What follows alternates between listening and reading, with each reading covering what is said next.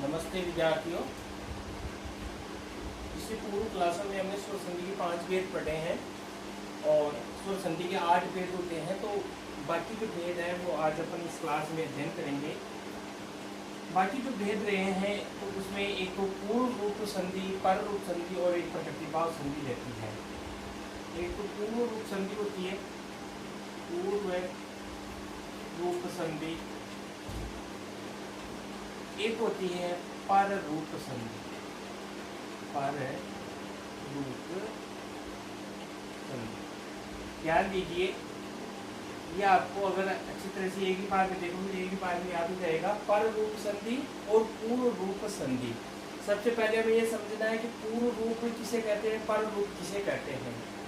पूर्व रूप जो पहले की तरह जिसका रूप हो जाए और उसमें जाकर समाहित हो जाती है। पूर्व रूप वो होता है जिसमें पहले के रूप में जाकर समाहित हो जाए, वो तो पूर्व रूप कहलाता है।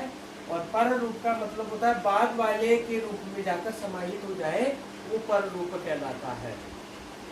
ये होता कब है तो इसके अंतर्गत बताते हैं। आप एक छोटा सा, मैंने आपको चतुर्थ समावेश सूत्रों में एक एंग प्रत्यार बताया था। एंग प्रत्यार बताया था। इस एंग प्रत्यार के अंतर्गत देखो कौन कौन से वर्ण आते हैं। एक हमने सूत्र पढ़ा था ए ओंग, याद होगा। ए ओंग एक सूत्र पढ़ा है, तो उस सूत्र के अंतर्गत अपन देखेंगे तो इसमें दो वर्ण आते हैं। ए से शुरू करते हैं तब जाएंगे तो दो वर्ण आते हैं, एक तो ए आता है और एक ओ आता है।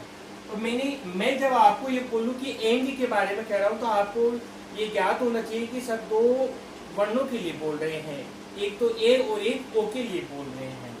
एंग कहते ही आपको इन दोनों वर्णों का ज्ञान हो जाना चाहिए। इसी का नाम प्रत्याहार है कि छोटे रूप से बड़ा रूप ज्ञान हो जाता है। तो मैंने आपको एंग प्रत्याहार बताया। एंग में कौन से दो वर्ण ए और ओ वर्ण होते हैं। अब इसी से अपन जो है पूर्व रूप और पर रूप संधि को समझ लेते हैं। देखो यहाँ पर एंग लिखा मैंने, एंग, और एंग के बाद लिखा आ। एंग लिखा और एंग के बाद में लिखा आ, और फिर यहाँ पर मैंने लिखा आ और उसके बाद में लिखा एंग। उसके बाद में क्या लिखा, एंग लिखा। एक तो एंग है, एंग का मतलब क्या हुआ, दो वर्ण। कौन कौन से दो वर्ण, ए और ओ। आप देख रहे हैं यहाँ पर एंग और अ लिखा और यहाँ पर ए और एंग लिखा, इन्हीं का उल्टा कर दिया। ए को पहले एक बार आगे ले लिया था, अब एक बार पीछे ले लिया है। तो ध्यान दीजिए, अगर ऐसी स्थिति हो जैसी एंग में कौन से वर्ण आते हैं, दो वर्ण। कौन कौन से, एक तो ए और एक दूसरा आता है ओ। इन दोनों वर्णों के बाद में अगर ऐसे मतलब आ नहीं होना चाहिए। यहाँ पर जो सूत्र है एंग पदांता गति, वो अति के लिए कहता है। इसका जो नियम है वो नियम यह है, देखिए, एंग पदांता गति। एंग पदांता गति में इन्होंने एक एंग के बारे में कहा है, फिर कहा है पदांत,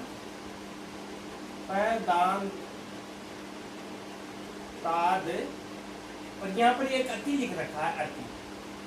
अति से अति पर में, अति में सप्तमी विभक्ति है। मैंने बताया था सप्तमी विभक्ति जिसमें होती है वो निमित्तक पद होता है। और निमित्तक का मतलब जिसको मानकर अपन काम करते हैं उसको निमित्त पद बोलते हैं। तो यहाँ पर अति को मानकर अपन काम करेंगे। यहाँ पर देखो ध्यान दीजिए, मैंने लिखा एंग आ, और एंग में दो वर्ण आते हैं ए और ओ। मैं आपको ये बता रहा हूँ कि मैंने यहाँ पर ए क्यों लिखा, क्योंकि इन्होंने अति के लिए कहा था। और ऐसे आकर ग्रहण नहीं करेंगे। क्यों नहीं करेंगे, क्योंकि अति में अत है, और अति में अत है तो अत में तय का ग्रहण हुआ है, और जहाँ पर तय का ग्रहण हो जाता है उसको तपर कहते हैं। और तपस्तत् काल से उसकी समकाल संज्ञा हो जाती है, और जहाँ पर समकाल संज्ञा हो जाती है तो समकाल का मतलब होता है कि जिसको जैसा आप पढ़ रहे हो वैसा ही उसका ग्रहण करोगे। हमने अत में अ पढ़ रहे हैं तो हम अ का ही ग्रहण करेंगे, इसलिए यहाँ पर अत में सिर्फ अ का ही ग्रहण करेंगे हम। और यहाँ पर इन्होंने कहा कि ये जो एंग है ये क्या कहाँ होना चाहिए, पदांत यानी पद के अंत में होना चाहिए। मतलब ए और ओ ये पदांत में होना चाहिए, ये पदांत हो। एंग, ए और ओ ये दोनों क्या होने चाहिए, पदांत होने चाहिए, पदांत का ग्रहण करते हैं। अब यहाँ पर आप देखोगे कि ए और ओ है, ये पदांत है, और इसके बाद में अगर अ आया है, इसके बाद में अगर अ आया है तो संधि कौन सी हो जाएगी, संधि कौन सी हो जाएगी, संधि होगी पूर्व रूप संधि। पूर्व रूप संधि का मतलब जानते हो कि वो संधि जिसमें अपन पहले वाले वर्ण की तरह उस वर्ण को बनाकर उसी का रूप बना दे, वो क्या कहलाएगा, पूर्व रूप कहलाएगा। पहले वाले वर्ण को बनाकर उसी का रूप बना दे, वो क्या कहलाएगा, पूर्व रूप कहलाएगा। तो ध्यान दीजिए, यहाँ पर अपन क्या करेंगे, ऐसी स्थिति देखेंगे। यहाँ पर क्या कहते हैं कि ए के बाद में एंग हो, एंग का मतलब क्या हुआ, एंग का मतलब हुआ है ए और ओ, ए और ओ ये दो हो गए हैं। यहाँ पर एंग का मतलब होगा ए और ओ, और इसे पूर्व में क्या है, आ है। लेकिन ये ए किसका होना चाहिए, ये अ होना चाहिए उपसर्ग का। उपसर्ग जानते हो, उपसर्ग का मतलब होता है 22 उपसर्ग। उपसर्ग का मतलब होता है 22 उपसर्ग होते हैं, और इन 22 उपसर्गों के बाद में अगर वो 22 उपसर्ग है, 22 उपसर्गों में अगर अवर्णांत वाला उपसर्ग वाला अवर्णांत वाला आया है और एंग है तो क्या हो जाता है, पर रूप होता है। एंग में दो वर्ण आते हैं, ए और ओ, ये दो वर्ण आएंगे। और ये कैसा होना चाहिए, उपसर्ग वाला होना चाहिए, उपसर्ग वाला होना चाहिए। जहां पर अपन उपसर्ग देखेंगे वो वाला होना चाहिए। तो ध्यान दीजिए, यहाँ पर अपन जैसे हमने पढ़ा एंग है पदांता दति, तो एंग में एंग प्रत्याहार देखेंगे, पद का अंत होना चाहिए और अंत में क्या होना चाहिए, अति होना चाहिए। तो एंग होना चाहिए, एंग कैसा होना चाहिए, एंग पदांत वाला होना चाहिए, पद का अंत वाला होना चाहिए। और यहाँ पर अपन देखें तो एक नियम है एंगी पर रूपम, एंगी पर रूपम। ध्यान दीजिए, यहाँ पर एंग पदांत दति तो पूर्व रूप संधि करता है और एंगी पर रूपम पर रूप संधि करता है।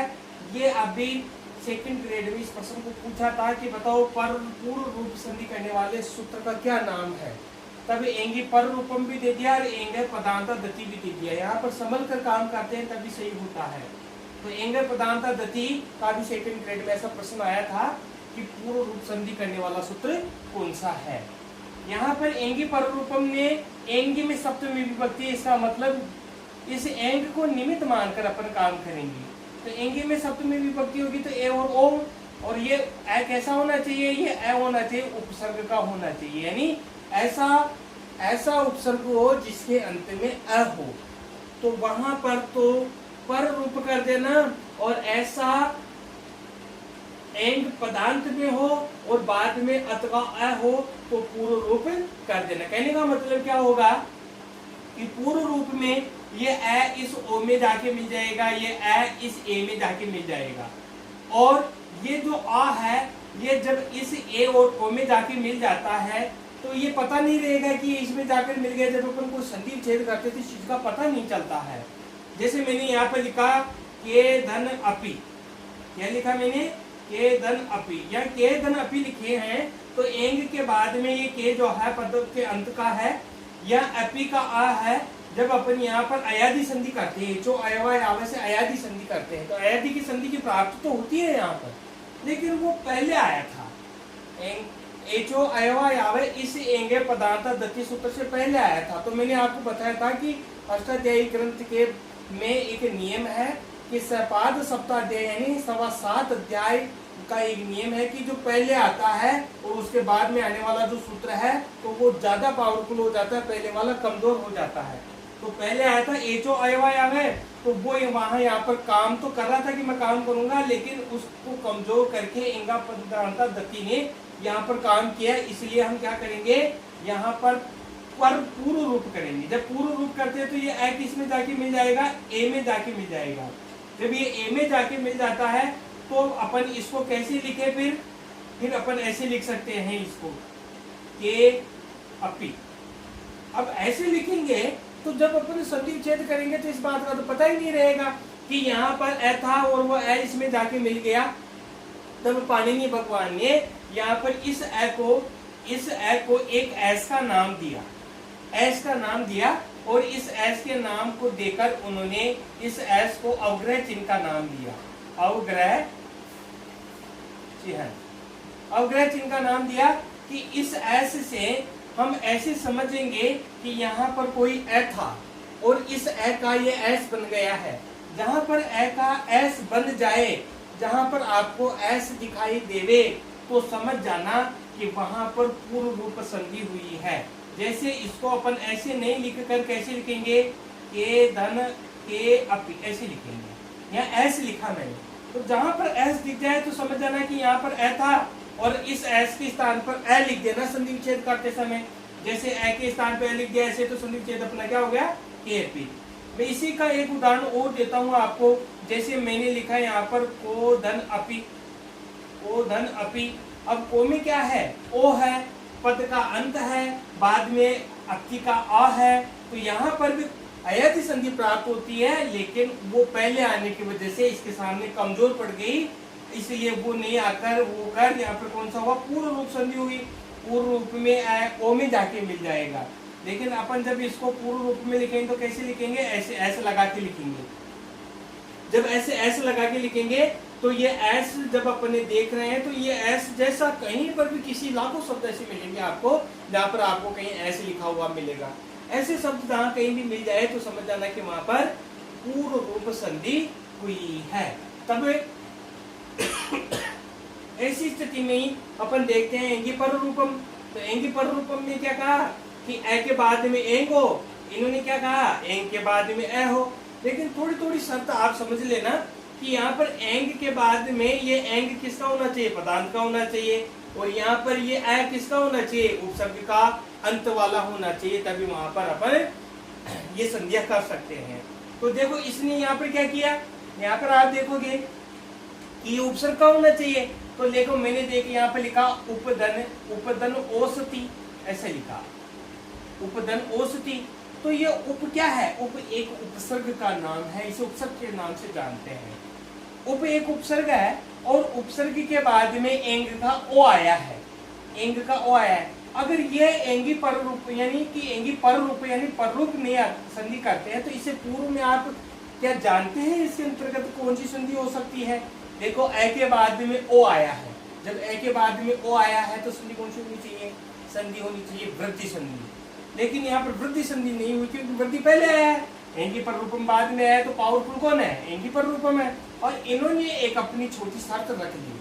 क्या शर्त रख ली कि मेरा जो है उपसर्ग वाला ए होना चाहिए, बिना उपसर्ग वाला ए तो मैं पूर्व रूप पर रूप नहीं करूंगा। तो यहाँ पर अपन देखते हैं तो 22 उपसर्गों में एक उपसर्ग आता है, इसमें अ है, पर का ओ है। तो अब मैं यहाँ पर कौन सी संधि बता रहा हूँ आपको, पर रूप बता रहा हूँ। यहाँ पर पूर्व रूप से तो पाद वाला वर्ण पहले वाले में आके मिला, और यहाँ पर रूप है तो पहले वाला वर्ण बाद वाले में जाके मिलेगा। तो ये बाद वाले में जाके मिलेगा, किसमें मिल गया, ओ में जाके मिल गया। अब ए गायब हो गया है, यानी पूर्व का रूप बन गया। ऐसे कैसे ए गायब हो गया है, तो अब यहाँ ए नहीं होना चाहिए, यहाँ पर अलंत हो गया और ए ओ में जाके मिल गया, तो औसती ऐसे कैसे। और जब अपन इनको मिलाएंगे तो क्या बन जाएगा, उपोसती, उपोसती बन जाता है। जैसे मैंने यहाँ पे लिखा प्रधन एजते, प्रधन एजते। तो प्रधन जब एजते अपन लिख रहे हैं यहाँ पर, तो यहाँ पे प्र पे क्या है, उपसर्ग है, उपसर्ग के बाद में एजते का ए आया है, तो ए के बाद में ए आया है, तो यहाँ पर भी क्या हो जाएगा, ये ए में जाके मिल जाएगा, यानी ए गायब हो जाएगा। अब ए गायब हो जाएगा तो सिर्फ अपन ए की मात्रा मिलाएंगे तो अपना रूप क्या बन जाएगा, प्रेजति, प्रेजति। इस प्रकार से अपना रूप तैयार हो जाता है। तो ये एक वेरी सिंपल स्टडी है, बहुत ही सरल तरीके से आप इसको समझ सकते हैं। दोनों को एक साथ समझने का तात्पर्य है कि दोनों को एक साथ कंबाइन करके अपन समझते तो वो चीज अपने ज्यादा माइंड में फिट होती है, ज्यादा समझ में आ जाती है। आप तो सिर्फ दिमाग में एक बात रख लीजिए कि एंग के बाद में ए आया तो पूर्व रूप, और ए के बाद में एंग आया तो पर रूप। पहला पॉइंट आपका ये होना चाहिए। दूसरा पॉइंट आपका ये होना चाहिए कि एंग पदांत का हो तभी पूर्ण रूप होगा, और यहाँ पर ए उपसर्ग का हो तभी पूर्ण रूप होगा, अन्यथा पूर्ण पर रूप नहीं होगा। इस प्रकार से हम पर रूप और पूर्ण रूप संधि को समझ सकते हैं, आराम से देख सकते हैं। अब देखिए इसके अंतर्गत आपको अच्छी तरह से बात समझ में आ गई होगी कि पूर्ण रूप और पर रूप क्या होता है। बहुत सारे प्रश्न पूछते हैं, बहुत ही कंपटीशनों में इन प्रश्नों को पूछा है कि पूर्ण रूप और पर रूप में क्या अंतर है। तो अब आपकी समझ में आ गया कि एंग के बाद में और ए के बाद में एंग, बस इतनी चीज याद कर लीजिए, आपकी ये पर रूप और पूर्ण रूप संधि कंप्लीट हो जाती है। बहुत से उदाहरण है जिसके अंतर्गत अपन इसको आराम से समझते हैं, पढ़ा लेते हैं और समझना चाहिए। ऐसी स्थिति होती है, ऐसा अपन को समझना चाहिए।